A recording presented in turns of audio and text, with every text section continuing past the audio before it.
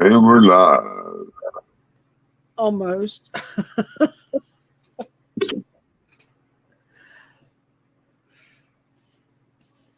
On all talk at once. Yeah, a little tired this evening. Cleaning out cabinets and mowing grass. We had a little bit of that kind of stuff too, except no cabinets. Just mowing grass and getting a lot of little stuff done, getting ready for Friday. Get ready for bigger stuff. Something else big happened too Friday. What's that? I wouldn't know. Might want to check your calendar. Friday. It's Friday. Oh, okay. It's your birthday. You have been way too busy. Got your own damn birthday. Well, I had a hard time remembering it was Tuesday, so. I believe that's a hint that you need to come to camp. See, forgot your own birthday. That's bad. Well, you get to a certain point, you don't think about them. Hey, see for freedom. Howdy, everybody. What do you mean you don't think about them? Well, I don't think about them. Back the other direction.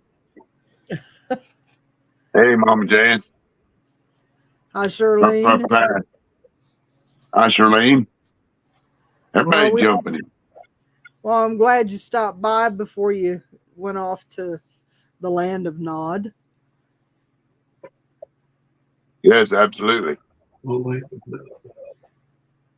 Good to see you. Joe Slim said hi. I talked to Austin this afternoon.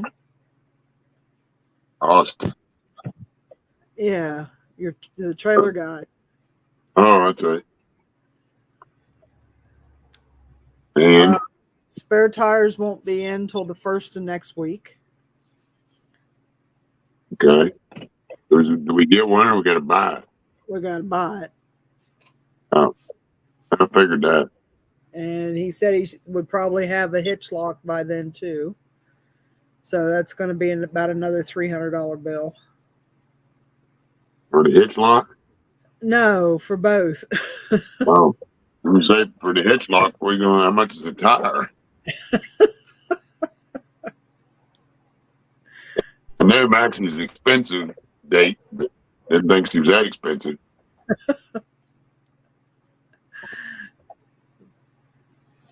Yeah. I was surprised. Good. The last time we bought a spare tire for a trailer, it was like $100 bill. Yeah. Now it's 2 times over that. I'm Marcy. Well, I think they ought to go with the trailer, but that's just me.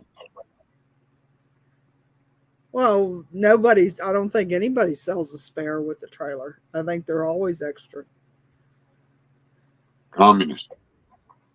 Well, don't they have spares in cars when you get them? Yeah, they're a 1 inch the wrong size.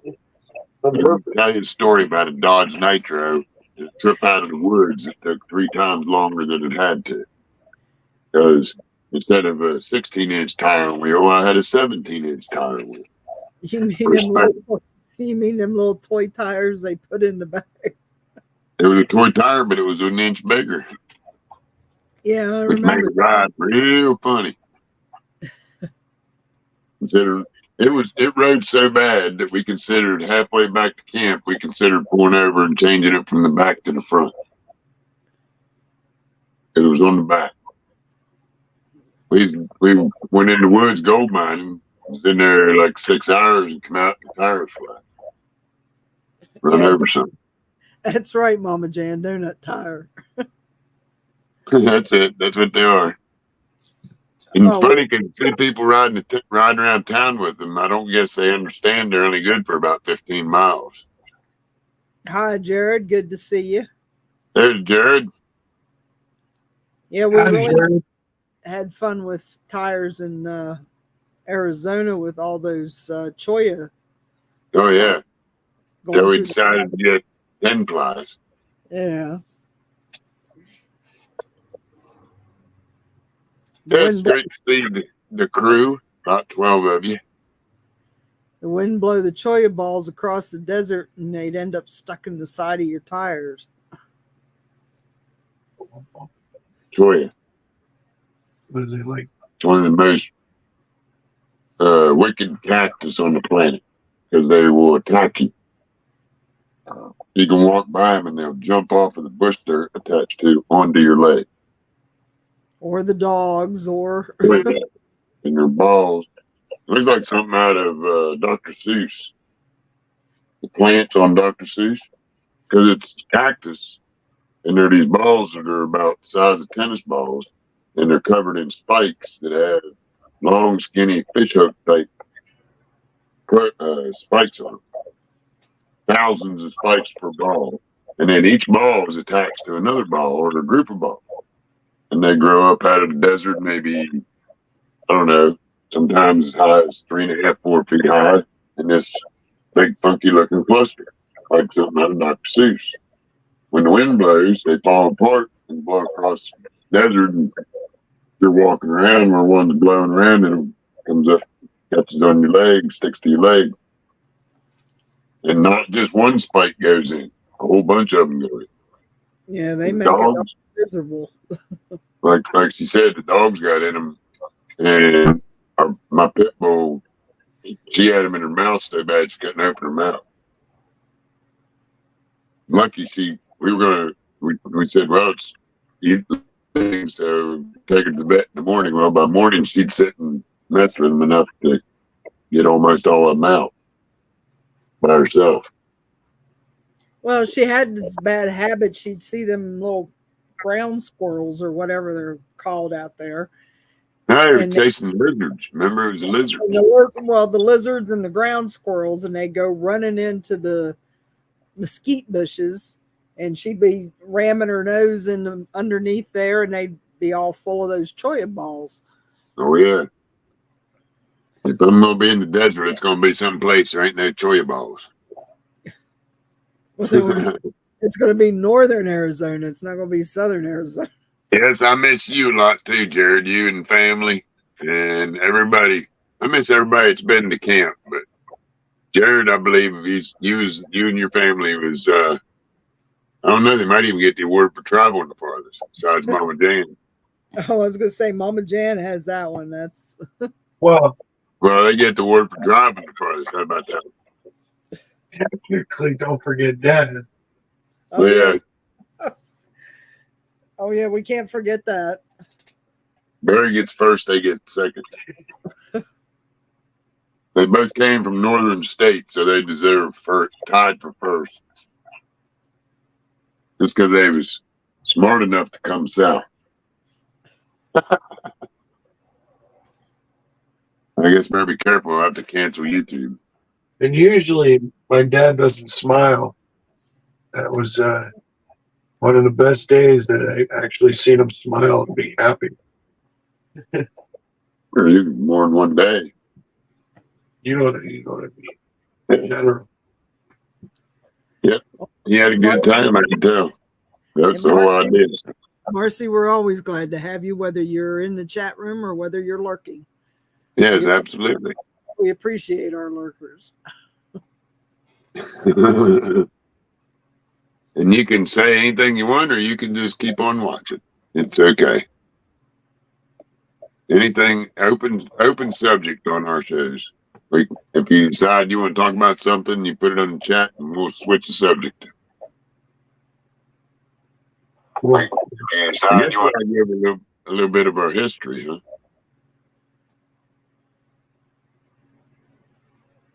Hello? Wait a minute, got sidetracked. What's that? I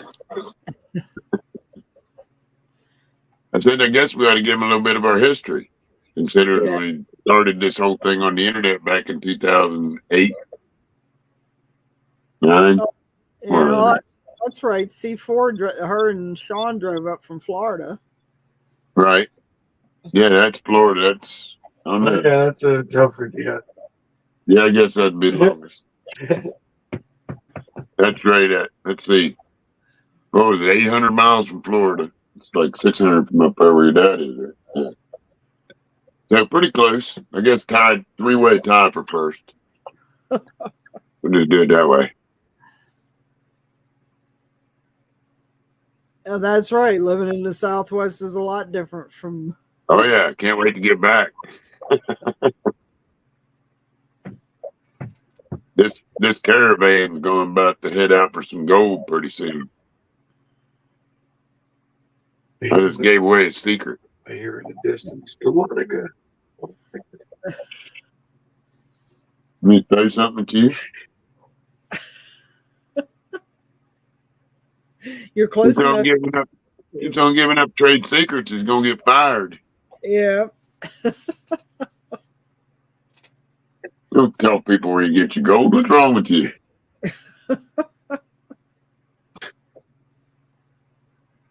And he wants to be a gold miner. Yeah, you don't tell. I'm afraid to take him out west now. I don't think we better just keep him on the East Coast. You're gonna be talking. Well, we just You tell live him. up and down. You let certain people out west here. We'll just tell him we're either on New 49ers or LDMA. Yeah, but you got to be a member to get the map. Yeah. I guess you get on the Klamath, it's pretty easy to figure it out since they own all the claims. Actually, yeah, between the two of them, they have most of the claims on the Klamath. But we'll go ahead and bring it up because summer's cooking right through the middle since we're halfway through July already. Somebody's birthday is coming up pretty soon. And I got to come up for something for a birthday present. So, came up with a plan. Figured maybe we get all of our small work done. I got a piece of equipment coming Friday that I'm going to have probably till Wednesday, Thursday next week. And once that's gone, I believe there's a plan to be made to head south far enough to get a full pickup load of pay dirt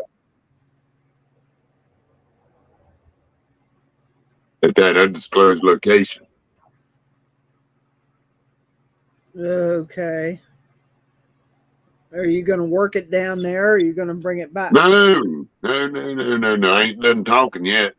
Oh, you're never done talking. Hey, I'm gonna sick my dog on. Wait a minute, I can't sick my dog on. He's up there with you. Hi, Elrose.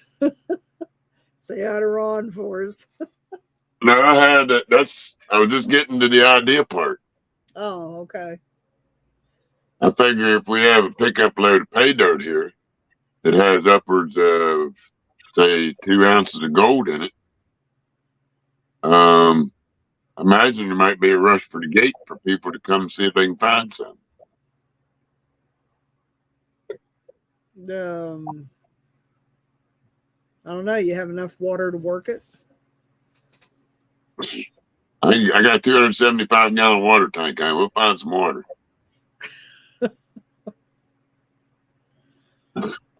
I ain't got to wait on the creek. We'll get the water. Okay. If everything works out right, we'll probably have the well guy in here by the end of the week. Did you call him? No. I'm just guessing. Oh, okay. Look at Jared. Equipment, Friday, pay dirt. That's right.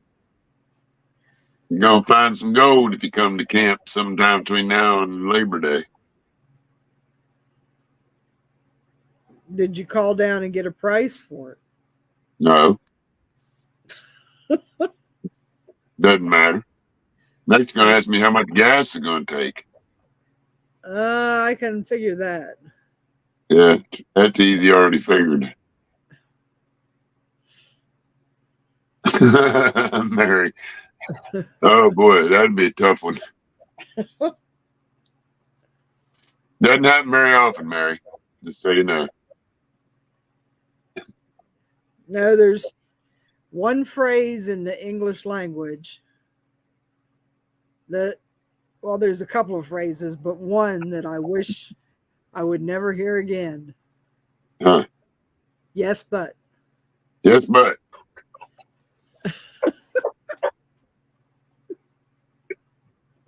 Yeah, that's right. You're the newest candidate for that. I gave it up. The other phrase is, we'll do this for a pop of color. That's another phrase. A pop of color? A pop of color. You're traveling different circles than me. I ain't heard that one. Sure you have. You watched Holmes on Holmes. Oh, Holmes. Yeah, well, he's Canadian. That explains that.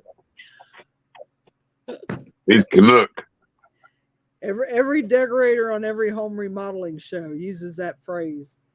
Like there's no other words in the English language. Right.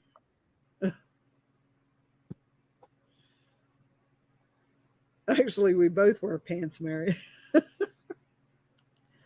Yeah, pretty much. Well, I'll put it this way. We both have pants, but I don't have any dresses. And in case if you're wondering what that little question insinuates, the dresses are in charge. I happily surrendered that 25 years ago.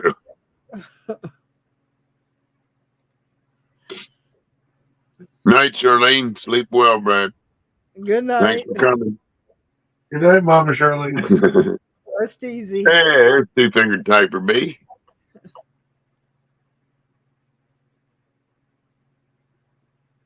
That's right, two-fingered typer. Now you're on to my idea, see?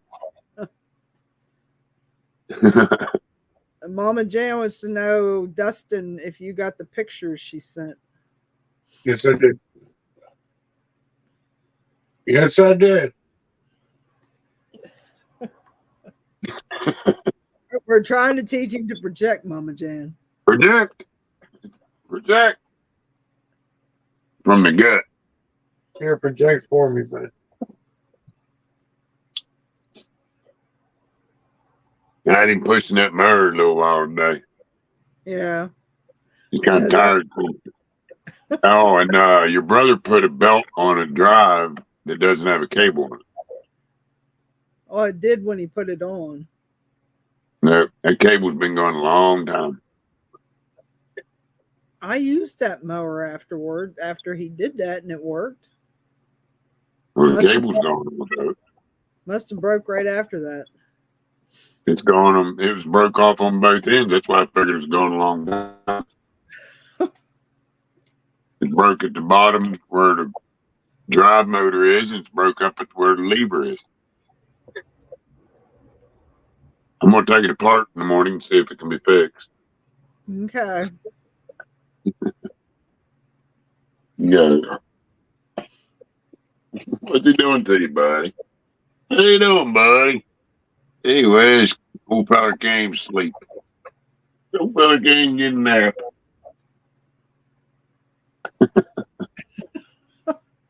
This time of night, he's like a rag doll. Yeah, he just goes limp. Yeah. Yeah. But we got a good bit done today. We got a lot of trimming done where the grass is getting tall. Places we don't want it tall. And a little bit of mowing, since we got the little mower down here and the big mower's up at the house. Yeah. Hi, Aruba Dive Girl. Hey, Ruby girl. Ruby Dive girl. Wow, 13. We're moving up. We're like George Jefferson.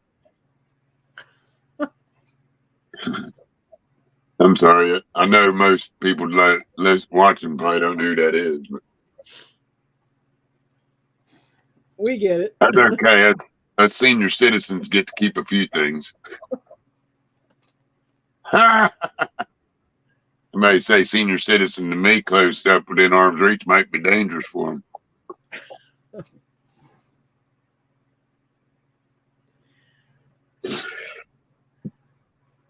No, they're senior here. So I haven't even made it to my sophomore year yet. If you're not getting the excavator till Friday, will you coming up Thursday to get the trailer?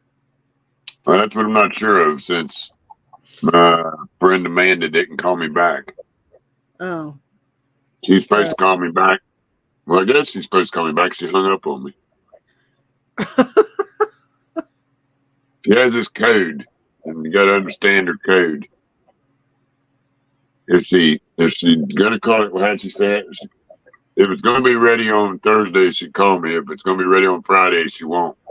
I'm not sure how that works, but that's her code. So you're just supposed to show up on Friday and hope everything is going well. Yeah, well, I think Amanda's having a really bad day before I called. Oh. It was apparent. Hi, Slim. Then I called back to change it, and that's when she said, "Okay, we can do that, but I'm not sure if it's going to be Thursday or Friday." And she said, "Let me go check," and then the phone went dead. And it was 4:30, so she only had 30 minutes to call me back, which she didn't. So we'll probably just drive down in the morning. Actually, that may be a good opportunity to take this thing down. Take this. I know what I'll do. I'm going to show up at Caterpillar with goose bug. That's if I can park it there for a while. Hey, man, I need a parking spot. So say, yeah, what are you bringing back? I ain't bringing back anything. I need a parking spot for my camper.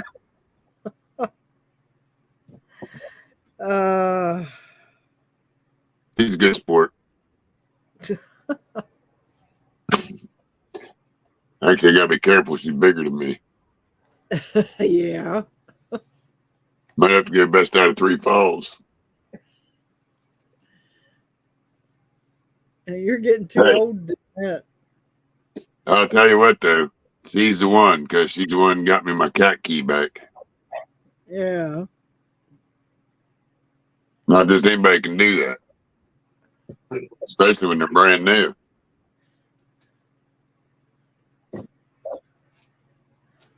I don't have a book. So you reading? I can. I can read about Mackie D if you want. That's all right. Safety defect and tire safety information. Oh, you better go ahead. You should have already read that by now. A couple of times. Yeah, well, because we've been talking about the news has been talking about the Supreme Court a good bit here lately. The Weekly Constitution from the National Center for Constitutional Studies in one of the newsletters sent out a newsletter that talks about the origin of the judicial review in the United States. And Night, River Girl. And much of the content for the article was taken from The Making of America, the Substance and Meaning of the Constitution. The gradual evolution of the Supreme Court into its role as guardian of the Constitution is known as the power of judicial review. This means that the court can review acts of Congress and acts of the state legislature to make certain that they do not violate the provisions of the Constitution as designed by the Founding Fathers. This extremely important power under which the Supreme Court makes its judicial review of constitutional issues is not specifically spelled out in the Constitution. However, it is clearly implied by the Supremacy Clause, which makes the Constitution and the federal laws and treaties the supreme law of the land.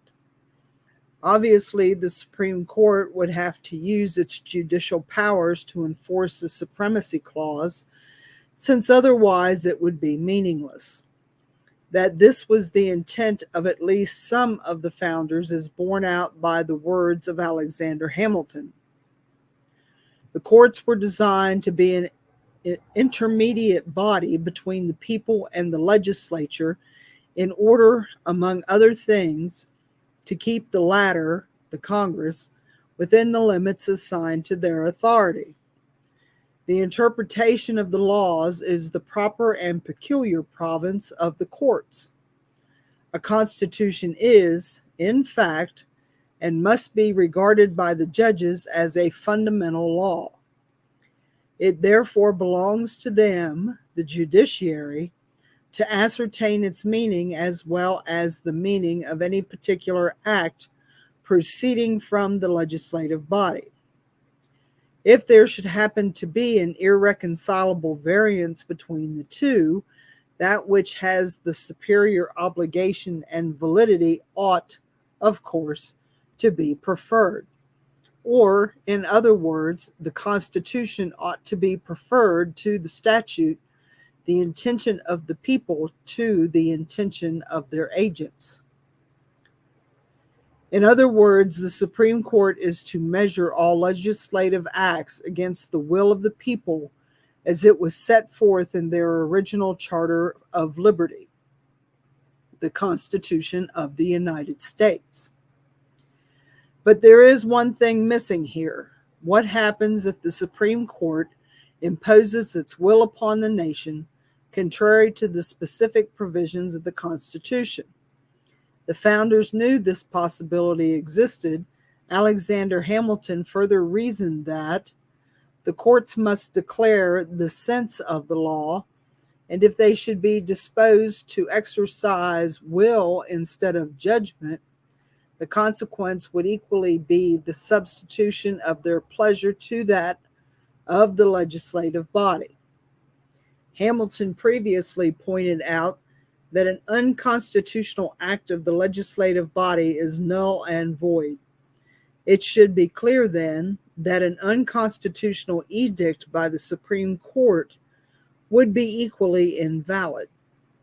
If this should happen, where is the remedy? By what means do the people protect themselves? Apparently, the founders were so concerned about an oversized Congress that they neglected to protect themselves from an overzealous judiciary.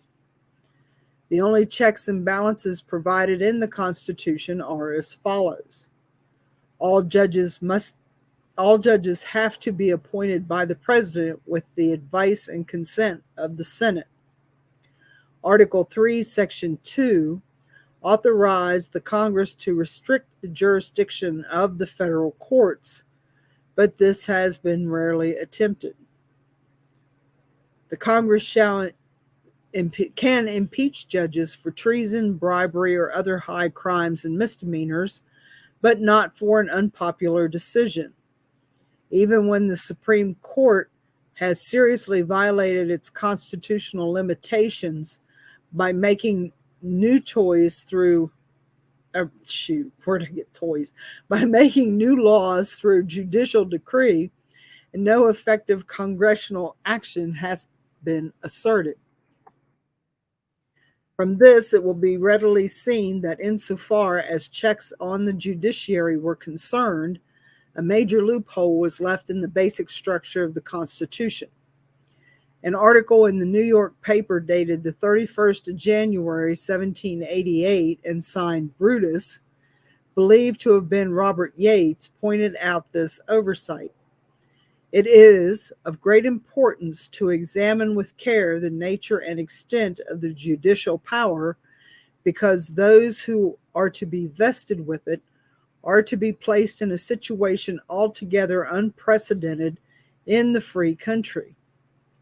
They are to be rendered totally independent, both of the people and the legislature, both with respect to their offices and salaries.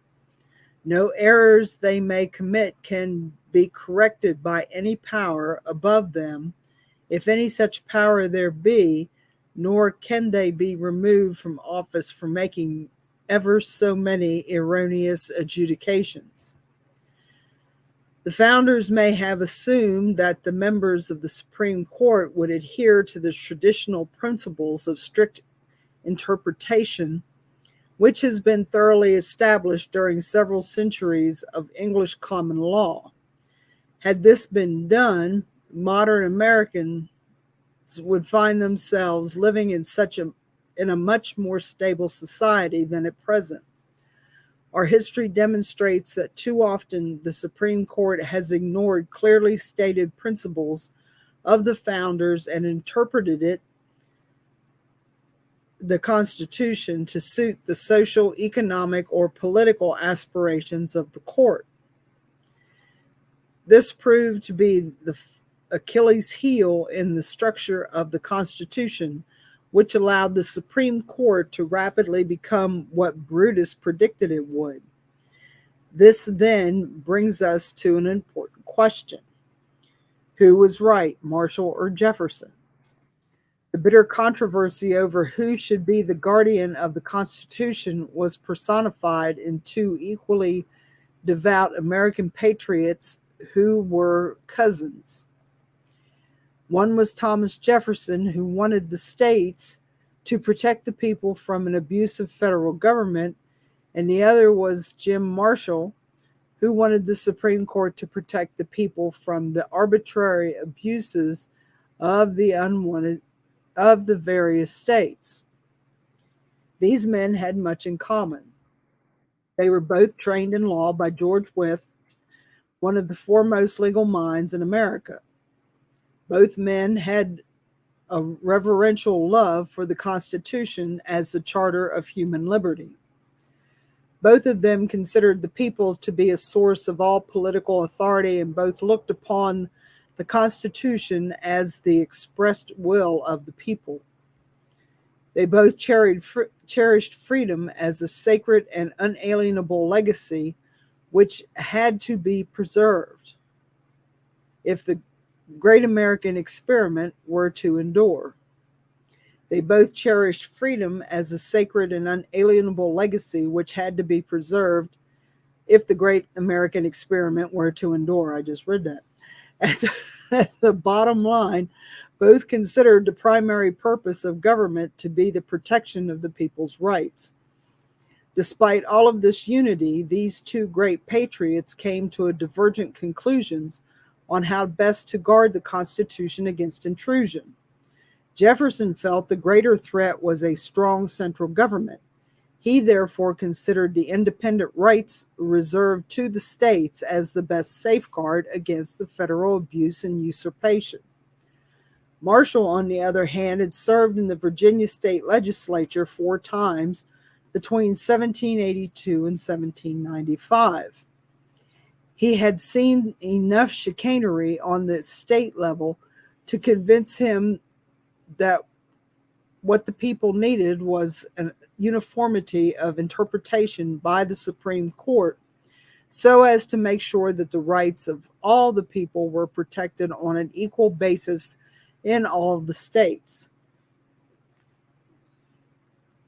Now, over 200 years later, Americans are still seeking the best solution.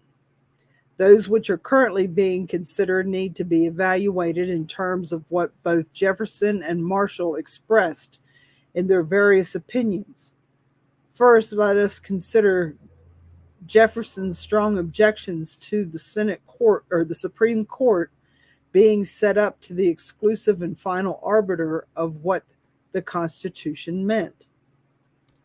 Jefferson's concern with the Supreme Court being the ultimate arbiters of the constitutional authority can perhaps be best summed up in a letter he wrote to William Charles Jarvis in 1820.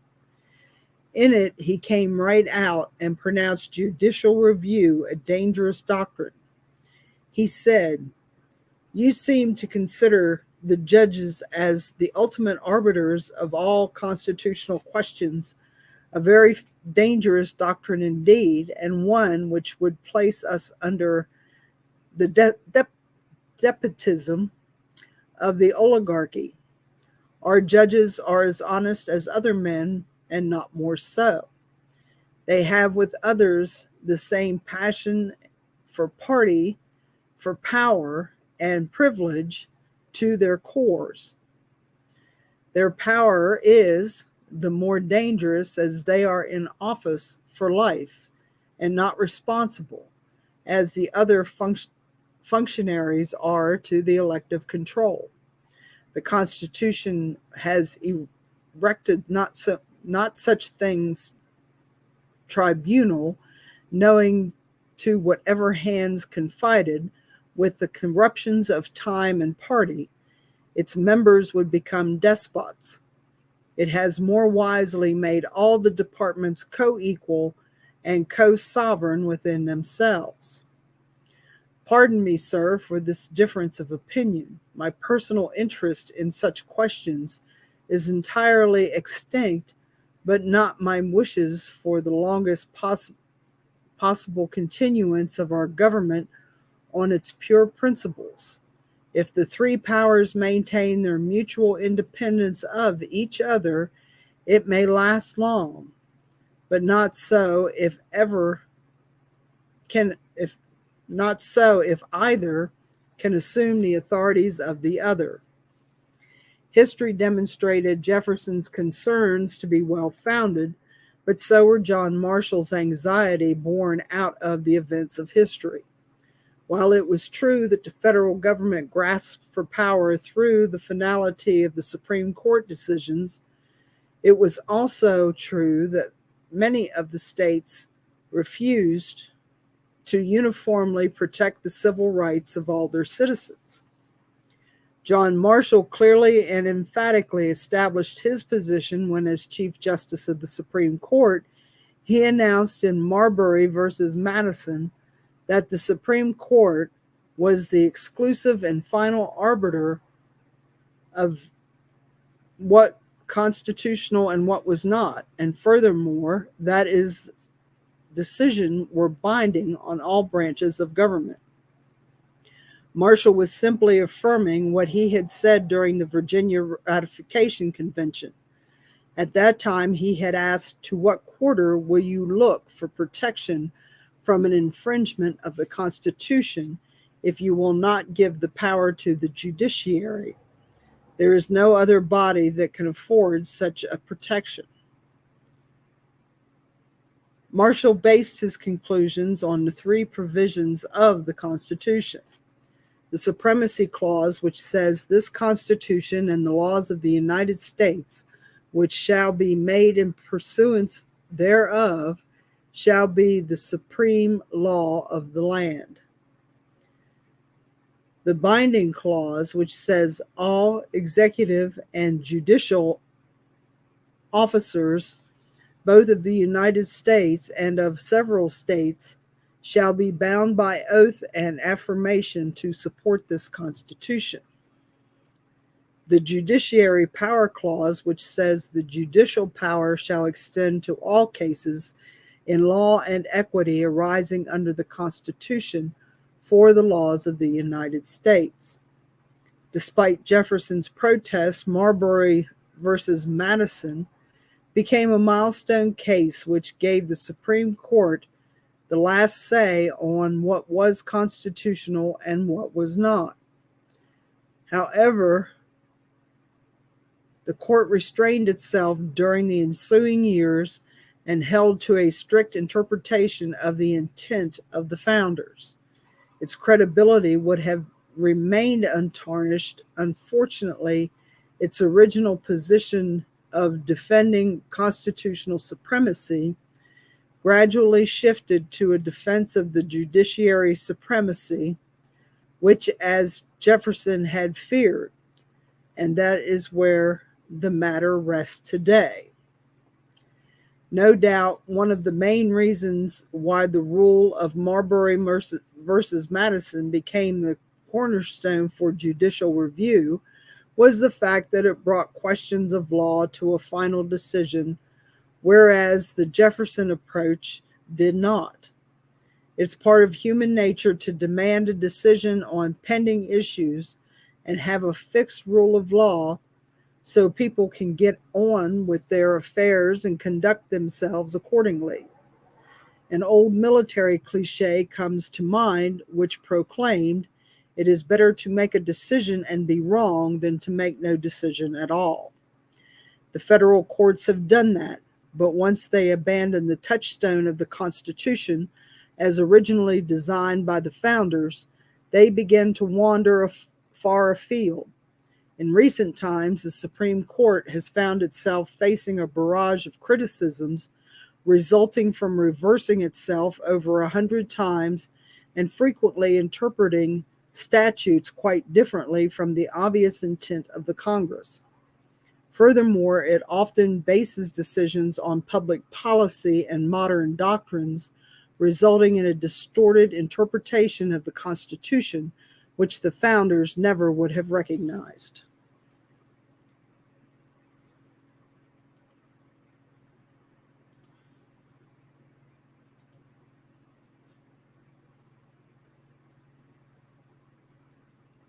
And then Hey, Darren, the words on my shirt are, "We the people see the truth." Oh.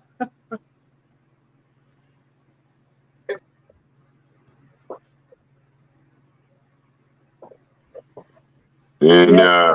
That's "We the people see the truth," the third. That's the third t-shirt. 4. 4. Yeah. Who's counting? This is number 4. They got 3 black ones. Yeah. Well, I had 3. I got 2 black ones and one this one. Well, they keep getting holes in them. Yeah. Not sure why. But, well, now that you quit reading, I don't need to get on my computer. We'll check that out here in a little bit, Jared. Yeah, we'll check the pictures out. Miss Q said we were going to be on a lot more, so we'll have plenty of time to tell you.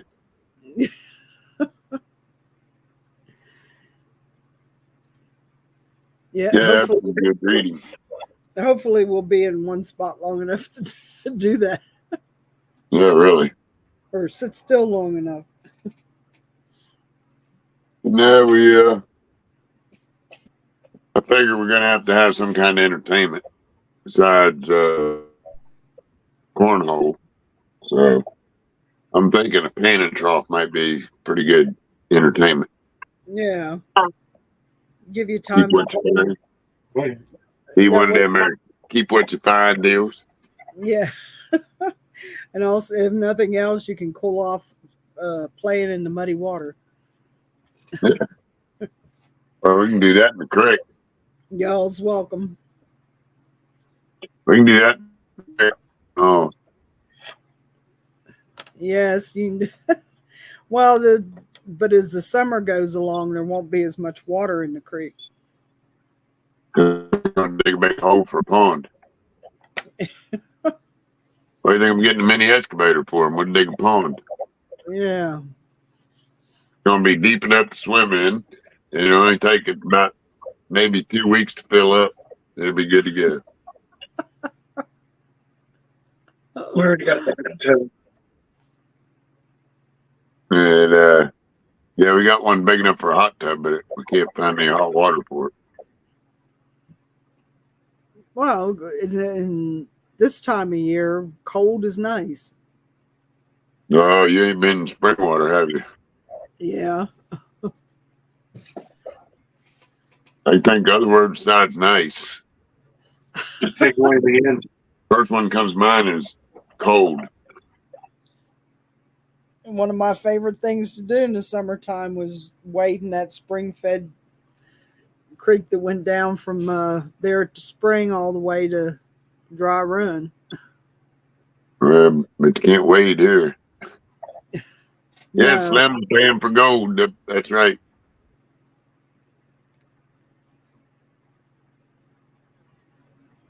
Well, Jared, you know as well as I do since you've been here, we got to find some flat land for that. Good luck with that. That'll be that'll be 1776 Camp Freedom 2.0.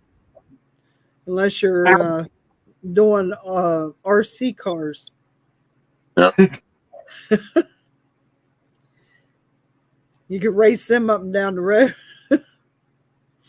Well, it's funny because we was actually had a conversation with him today. And, one of the things that came up was all the things that can be done with the property, which he already knows my list. Yeah, Jared, that's on the list.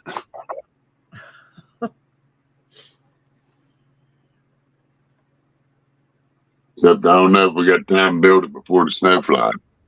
Again. Zip lines aren't much fun in the wintertime. They're Yeah, super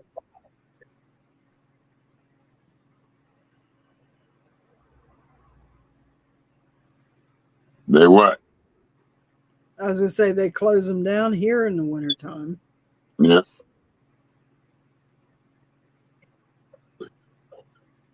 Well, been a long day and it got humid in the afternoon. It was real nice and dry air this morning. But after lunch, it started getting humid. Made it up to, I think, 91. Oh, no, thank you. What do you mean no thank you? You coming around here for the week?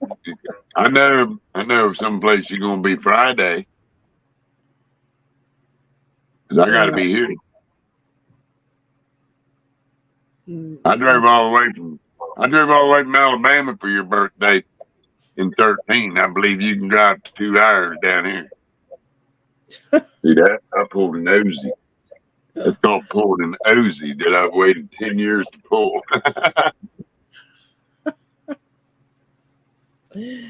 Well, we'll see what's going on. I might be able to do that. Frisbee golf, I believe I could check that out, Slim, for sure. But I'm definitely going to have my horseshoe pegs in.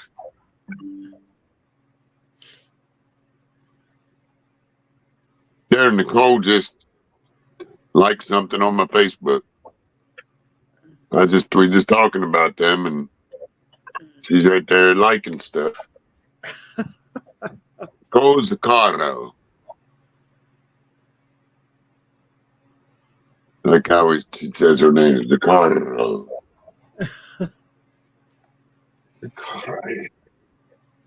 Well, they got a bonfire pit, but every time we've been down there, it's been full of water from the rain. No, it's full of wood now, but we're going to have a bonfire tomorrow night. Tomorrow night, we got probably at least 2 more good days with no rain. So I think the first rain's supposed to be here Thursday. Yeah, that'd make it a good day to come up and get the trailer. Yeah. But I want to come over, do it overnight, to get the trailer.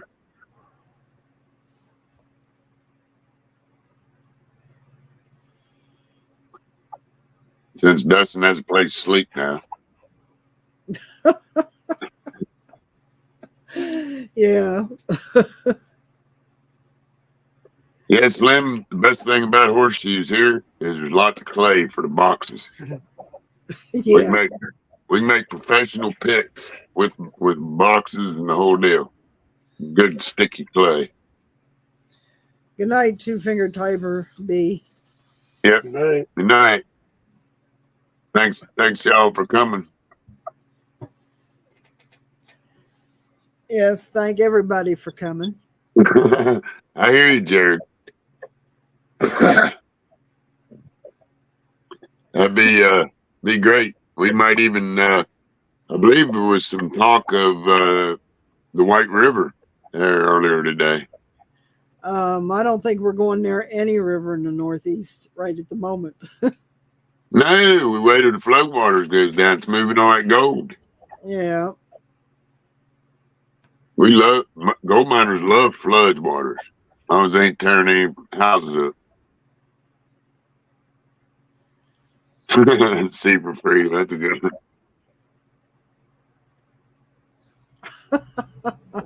Let's see if I can do this. Yeah, there it is.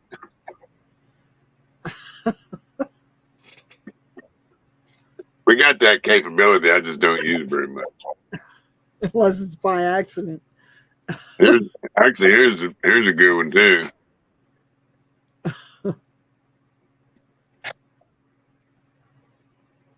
That's more of that internet redundant stuff. Yeah. You got 10 different ways to do one thing. Thanks to Well, the internet.